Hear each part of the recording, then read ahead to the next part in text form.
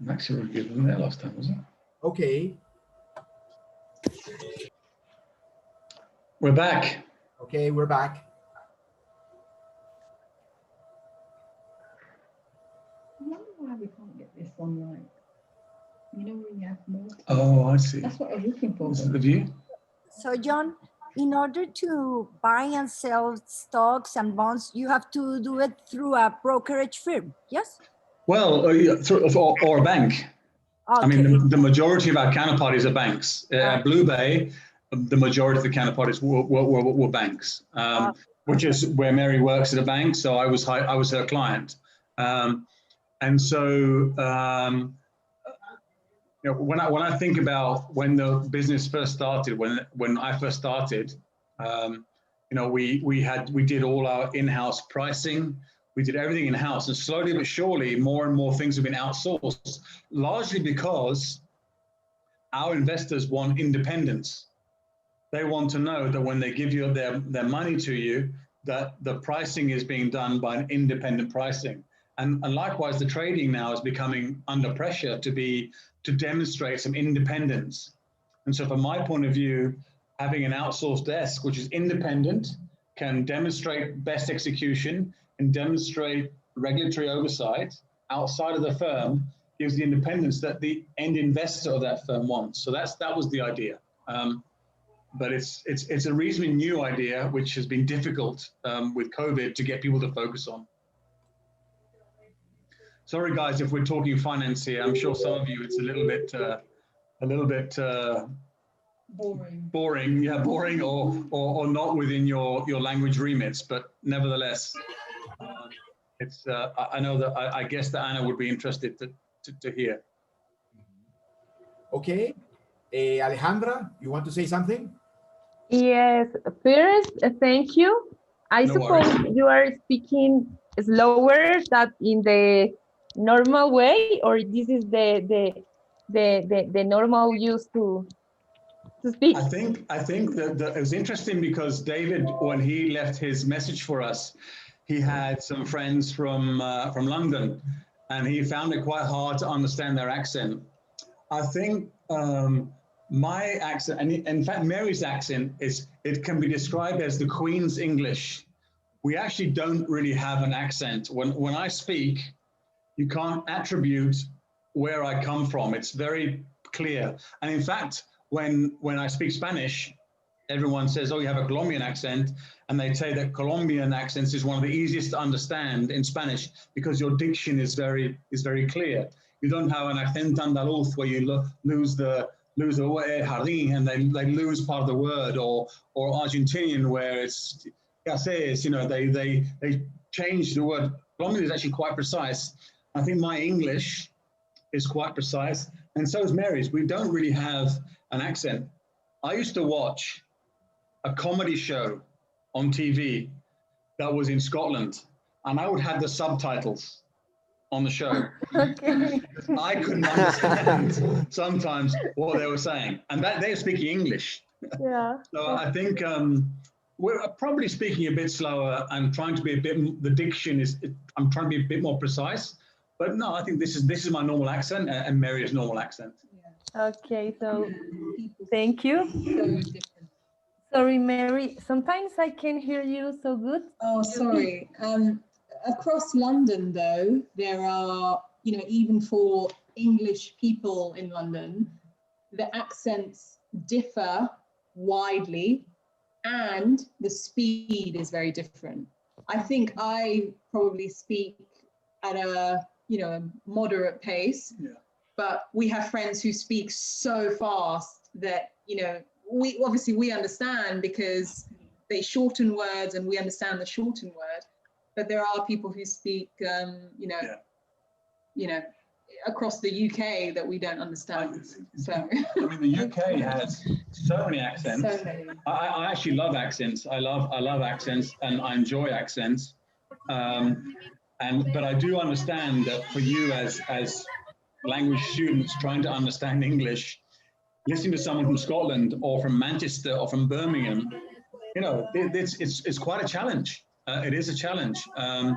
And it's a challenge for us at times. So I can imagine that for you it's a big challenge. But let's be honest, I don't know if any of you have been to Spain, but in Spain, you have not only do you have different accents, you have 4 languages in Spain. You know, people don't even realize that. You have Basco, you have Catalan, you have Gallego, and you have Castellano. Valenciano. And you know, you have all these different accents and languages within Spain itself. And the England is very similar. You know, we actually have Welsh in Wales. You have Gaelic in Scotland. So, you know, we do have a real mixture. But yeah, in some parts of England, it can be very, very complicated.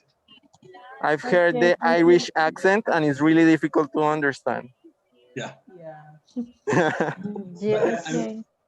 And the thing is, David, what's so interesting is that you say you've heard the Irish accent, and yet within Ireland itself, there's a multitude of accents. You have Northern Ireland, which is part of the UK, which has a completely different accent to the south of Ireland, Ayr, which is part of Europe, and their accent is completely different. So, you know, I will recognize those accents because I have a Northern Irish friend.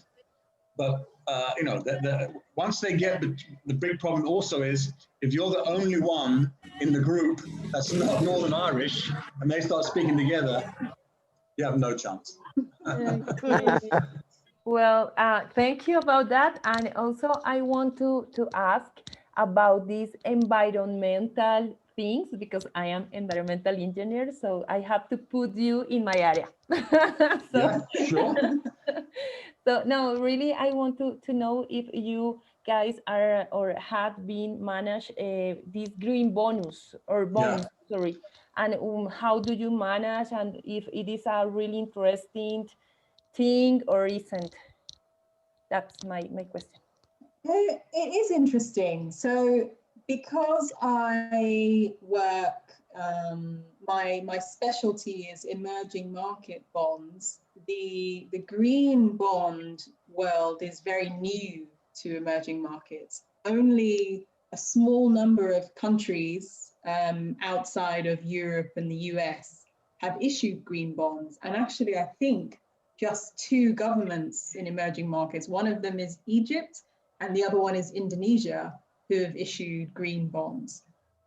I'll be honest in that so the real difference between issuing a green bond and a normal bond is that where with a normal bond, the government's use of proceeds, so what they do with the money, can be for anything. They don't have to specify. With a green bond, the money raised from issuing the bond has to be used for a specific purpose. And usually that is a specific project, which is around E, S, and G. So you've heard of ESG, I'm sure you're familiar with that, but it's environmental, social, and governmental projects. So a lot of them are obviously more so around the environment. So if it's a country or a company that their business is heavily focused on oil, they would issue a green bond that focuses more on the E, the environment, and that the proceeds could be used to make their energy production more greener, i.e. maybe they invest in solar power technology, or they invest in somehow making their oil cleaner or something like that. So I think the problem in emerging markets and why there isn't as much issuance in this, you know, these parts of the world versus Europe is there's a cost to issuing these green bonds, and that cost comes in the form of setting up a structure within the company to provide all of the information that the investors in these green bonds will want.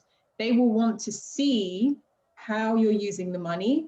They will want to understand what goal you have and whether the project is viable. So they'll have various targets that if it's a 5-year bond, over those 5 years, every single year, they have to make sure that you're on track.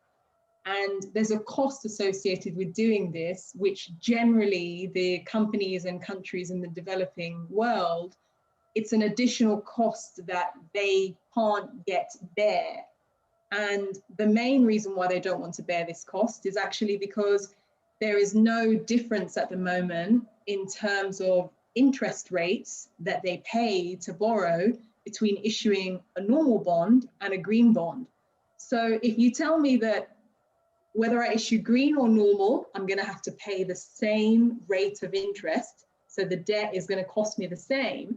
But yet to issue the green one, I have to spend all this money and spend all this time giving you all this information. Well, then I might as well just issue the normal bond where nobody's going to watch what I'm spending the money on.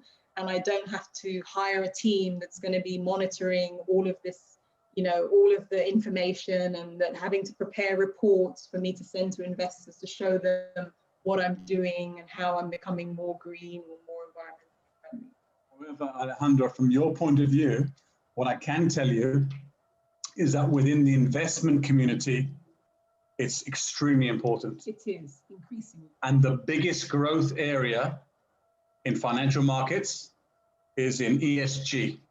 So environmental, social governance. It's at Blue Bay, it was the biggest area of growth. And in emerging markets, it's quite hard to find that product right now, which for you is great because obviously you can get involved in it and be a pioneer, as it were. Within developed markets, it's already of huge importance. And it's something that investors are demanding.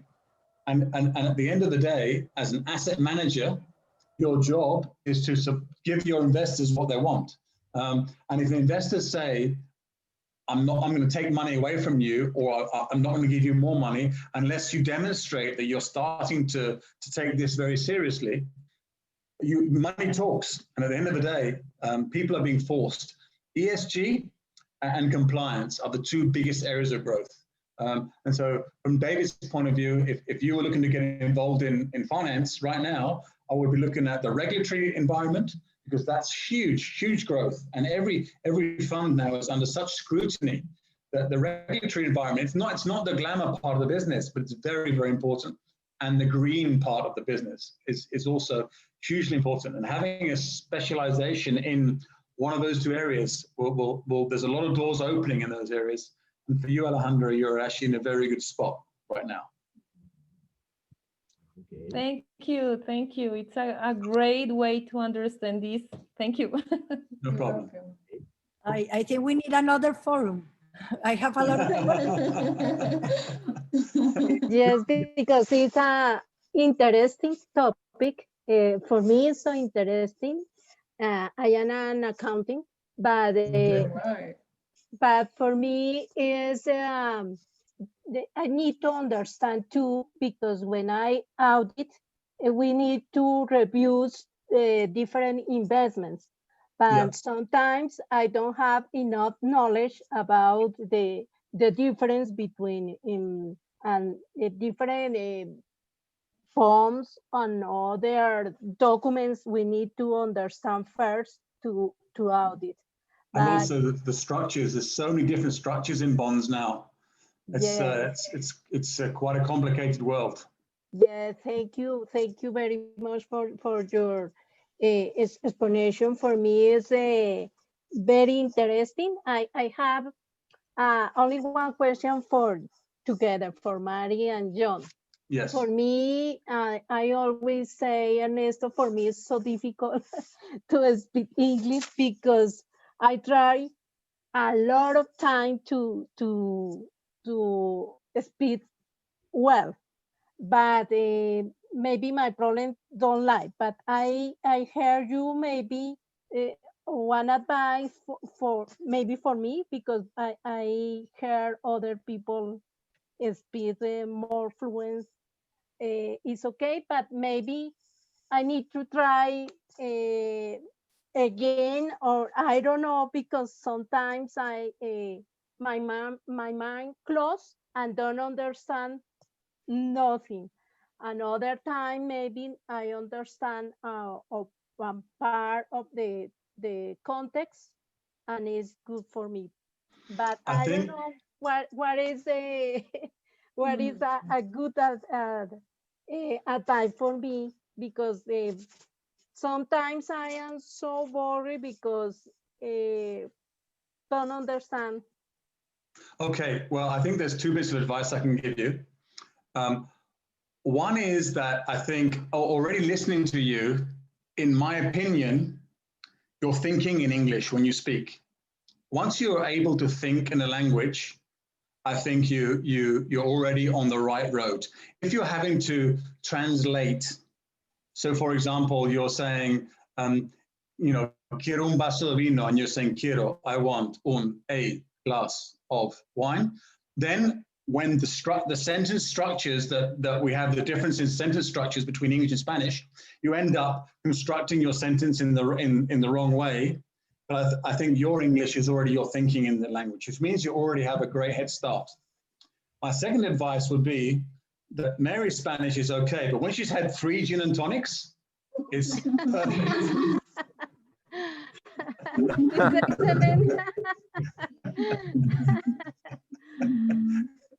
Excellent. I think, and I'm joking to some extent, but I promise you it gets better.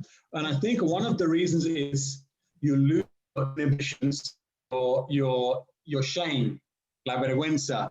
You lose that, and you just are more free. And listening to you speak English, I can assure you, from my point of view, it's absolutely fine. Yeah. Absolutely fine. And you should be very confident and happy and just keep going. And if you don't know a word, just say, I'm sorry, I don't know the word. Or even ask for help. Maybe the person speaks Spanish, ask them. If not, try and describe it, but don't be afraid.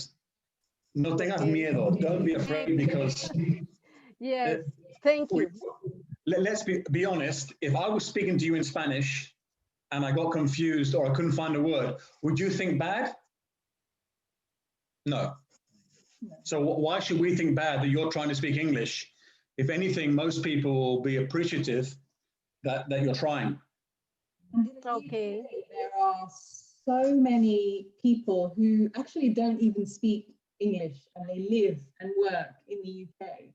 So I think specifically in London, maybe more so, in London and maybe the other big cities, your ears are better tuned to understanding even the most broken English. So you communicating, people will always understand. You only have to, get a few words right for someone English to understand what you're trying to say, and then they will respond to you. And I think maybe the most important thing you can do is just keep rehearsing the responses almost, because I think that does help you pick up a language and sentence structure. So again, don't be afraid to speak. Thank because you. It's almost always understandable. Okay, thank you for I have a question. your advice. Yes.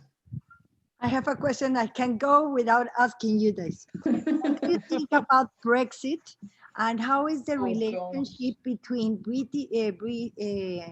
London and Scotland and Ireland? Okay. Scotland and Ireland. It's a very interesting question. And I think what people sometimes forget is that there is a natural bias. We are an island, and we have been an island for a long time, and we see ourselves as an island. And so I was somewhat surprised on the Brexit vote, but I wasn't completely surprised, because I do understand that in certain parts of the UK, there is a very unusual patriotism that is inherent. It's part of our DNA as English people. Now you ask about what do we think about Scotland and Wales and Ireland. There has always been an animosity, some friendly, but nevertheless, it's there. There's the jokes about Scots people, jokes about Welsh people. We as a British nation, if we're playing rugby against Scotland, it's a big game. If we're playing against Wales, it's a big game. If we're playing against France, the old enemy, it's a big game. You know, Argentina for us is, you know, it's a big issue, largely because of the Malvinas. But so we have these inherent issues within politics here that you can't just change overnight. You know, obviously Colombia has a relationship with Venezuela, and you can't change that relationship that you have with Venezuela overnight. And so, was I surprised? No. Am I concerned? I think within the financial markets, London will find a way. The financial markets are the engine of the UK, you know, in the economy. And the government cannot let that engine stop working. And so I think they'll find a way. I think from the financial markets point of view, there is no other city that is in a position to take over the position that London has within financial markets. And I remember a long time ago when the euro came in, I was working in the European markets, and a German company we were working with, one of the senior directors told me that Frankfurt was going to take over the financial markets, and that will be the new center of European markets. And I said to him, how is that going to work? Because the population, the whole population of Frankfurt, which is 300,000, could not man the back office of the banks in London. There was more than 300,000 people working within the operations area of the banks. That was the whole population of Frankfurt. And not just that, but when you think about the infrastructure behind the financial markets in London, the accountancy firms, the law firms that help this whole machine work, to take that away and move it overnight somewhere else is, in my opinion, it's not going to happen. And I honestly believe that London will fight to make sure it doesn't happen. I think elsewhere, manufacturing and importing goods, it's going to be complicated. And I think it will affect anybody who's an importer of European goods. I think it could affect your business, and it will affect us as a consumer. But one thing that I've always learned is that markets have a way of making things work. You know, we went through the debt crisis in 2008, when the whole world in the financial markets changed overnight, and products that were the center of the world, credit default swaps, disappeared.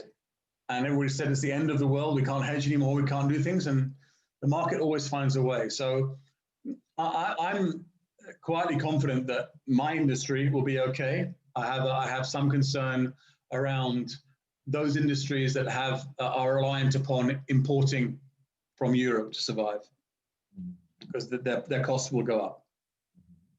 Okay. I think I'll offer maybe an alternative view around Brexit. It's not a view, but I think we have friends and we know people from so many different walks of life in the UK that on Brexit, not everybody who voted to leave made a decision that was based on any deep-rooted ideology or any history, but actually it was a decision of economics. And for a lot of people, the vote for Brexit was about their jobs, their livelihoods, their income. And the UK has, over its recent history, had very open borders and had allowed a lot of immigration from all around the world. And for the English, people of English origin who have lived here for a long time and find themselves unemployed or find themselves struggling, they take a view that foreigners have taken their jobs. Now, that's not true, but it's their view. And that view has led them to believe that by the UK leaving the European Union, you know, by voting for Brexit, we will close the border and stop some of that immigration that has taken their jobs away. So there are so many different reasons why people voted the way they did. And I think what a lot of those people are going to find is that their economic situation is not going to change as a result of Brexit. In fact, it will probably be worse. And the reality is that they're going to end up looking for something else to appease that emotion of, I'm being robbed, I'm not getting my fair share from the world, I'm not progressing, I'm not doing well. And so there'll be something else in years to come that these people will turn to, because unfortunately Brexit is not going to be the answer. It's going to be complicated, and as John already mentioned, cause a lot of temporary problems for a lot of us. Those problems will work themselves out, but for those people who are still struggling with jobs, there are various other reasons why they don't have jobs, and those reasons will likely still be there. Okay. Exactly what Mary said. The first one is to use the word for which there was no translation, which is struggling. You can't translate that. There's a struggling means sufriendo, intentando, es un esfuerzo hacerlo. Struggling to do something is it's difficult to do. But there is no translation. So there's one of those words. And I think we have two very good examples of what Mary was talking about right there, which we both lived, and we were literally just talking about one last week. And that is this concept that people are taking our jobs is very real. And it's actually in the, without being rude, the blue collar class, which is the manufacturing class, that's their view, their technology. However, we had a situation in this country with COVID during the summer, where in the eastern side of the UK, which is the real agricultural engine of the UK, they normally have European migrants coming through to pick the crops every year. And this year, because of COVID, those migrants were not able to arrive. Meanwhile, in the UK, people were losing their jobs. And so there was an offer out there. Please, come and work on these farms. We will pay you. We have accommodation. You can, it's great for you. So there was an opportunity to work for money and to take over the work of the migrants. One farmer was on the TV and he had 40 positions that he needed to fill. He said 6 English people arrived, and within 1 week of the work, they have all gone home. And so it is an ideology that they're taking our jobs, but we don't actually want to do the work. Another exactly the same example was that Mary and I last year, the year before last, we did Route 66 across the US. And we drove across the US for a month, and we finished up in Napa Valley in California. And in Napa Valley, the majority of the people that pick grapes are Mexicans. And because of Trump, they weren't arriving. And so Napa Valley had a huge issue where they had grapes on the vines that were not getting picked, and Americans were not prepared to do that work themselves. So you had vineyards offering you wine in return for you helping them to pick their grapes.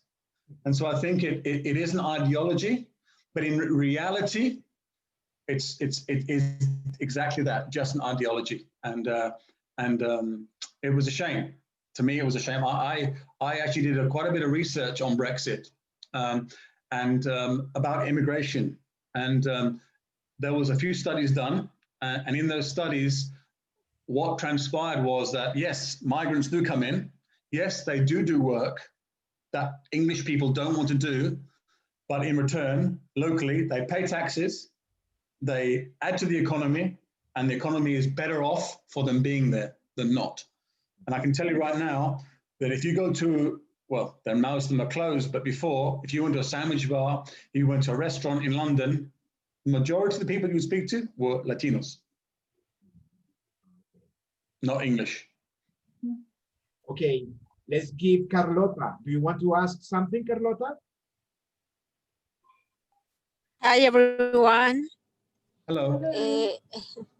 Nice to meet you, John and Mary. Thank you for sharing your experience, your knowledge, and for your advice. I am traveling by road in this moment for the reason maybe my connection is not good. I have a question for you about peace agreement signed in 2016. How is seen for you or in your country or a peace agreement? I didn't get any. What? Sorry, I didn't hear it. First of all, Carlota, for a second, I was really worried because in England, we drive on that side of the road. So I thought you were driving. No, I am not driving. My husband is driving. My husband. But you're a passenger, of course, in Colombia, you're on the other Yes, side. yes. But if you were in England, you would be the driver in that seat. So I understand that you're now not driving. So I'm more relaxed. But can I ask you to ask the question again, please? I didn't quite catch it. Okay, no problem. I told you how was seen or a peace agreement signed in 2016 in Colombia, or how was seen in your country? No. The peace agreement. Which peace agreements? I'm a bit confused. What do you think about our peace agreement? Your peace agreement. Agreement signed between government and guerrillas in Colombia. Oh, with the FARC. Well, I'm sorry. I mean, yeah. Listen, I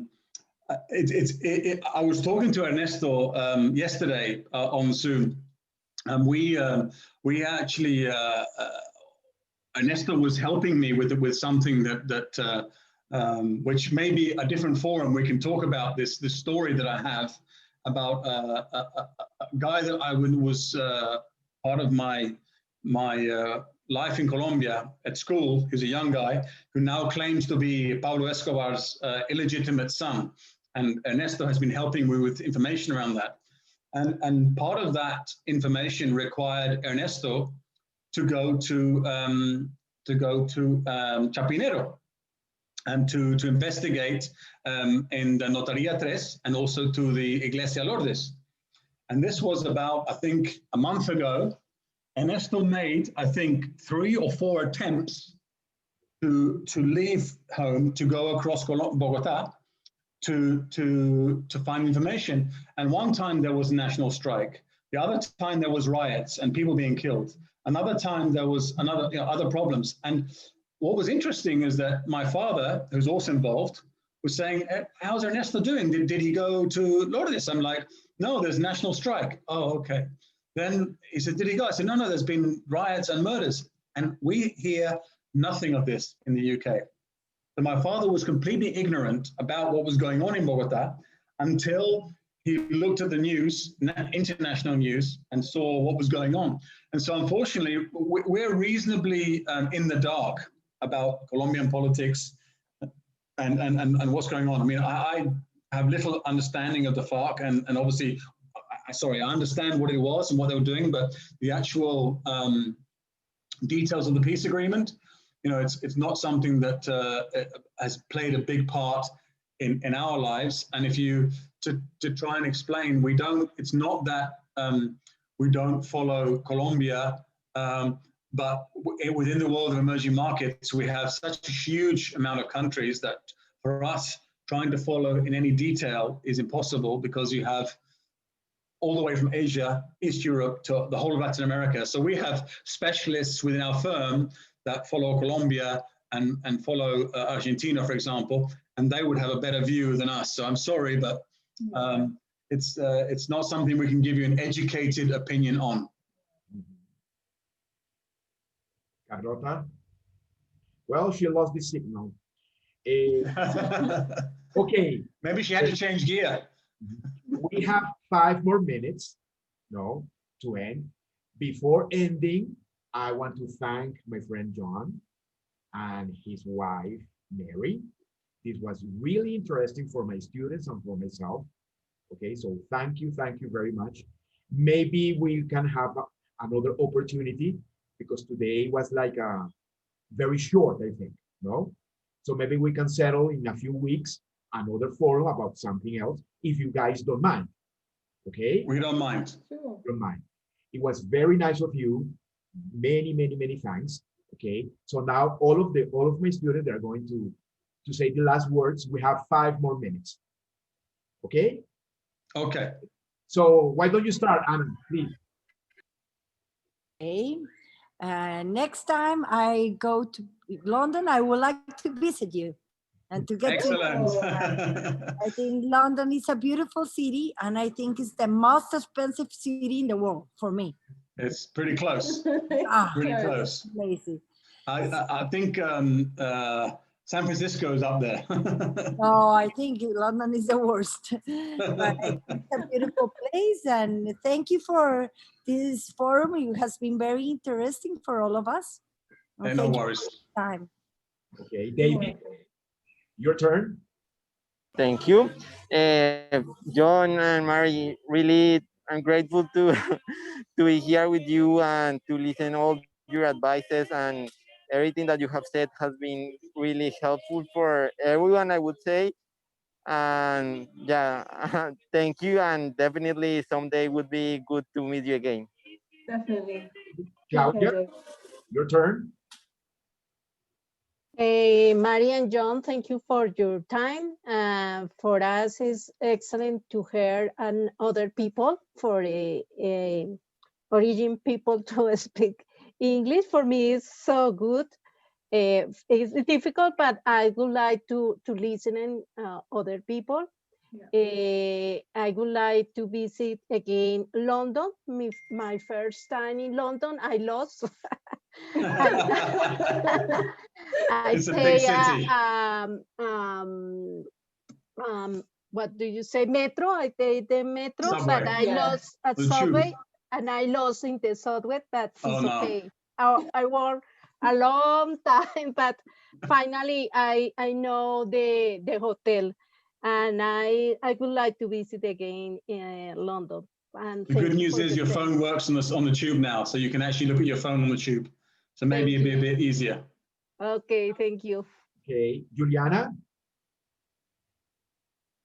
Okay, so John and Mary, thanks for your time. It was really interesting, even if I'm not that business person. I learned a lot of things about marketing and everything. And it was very interesting for me because, you know, that last Friday I was presenting a test, and British accent is kind of difficult for me, especially in the listening part. But I understood everything you said, so I think is the people they chose in order to record their listenings. Okay, Alejandra. So thanks a lot. Okay, thank you, Juliana. Alejandra, you have like 50 seconds. Okay, thank you, John and Mary. It's a pleasure to be here with you, and thank you for your time. Time is the most valuable thing that we have, so thank you for sharing with us your valuable time, and thank you a lot. And I will study financing because I want to be green bonds. Well done. Okay, thank you. Again, thanks, Mary. Thanks, John. You're welcome. Okay. Take care. More often. One other word which David will know, which doesn't exist in English, is the bank holiday. When you have a bank holiday and you have the puente over the bank holiday, doesn't exist in English. No, you don't have. No? You don't have that holiday. You have bank holidays, but you don't have the puente. The puente. You don't have a holiday the weekend. Exactly. So when you have a holiday and a day in between, it's called the puente, but we don't have that. Okay, John and Mary, thank you. Thank you, guys. Thank you. Take care. Rest well. Bye Because bye. I guess it's very late over there. Let's keep in touch, John. Bye bye. Bye. Thank you. See you Bye, soon. guys. Thank you. Thanks. Yeah. Thank you. See you soon. Ciao. Bye. Hasta luego.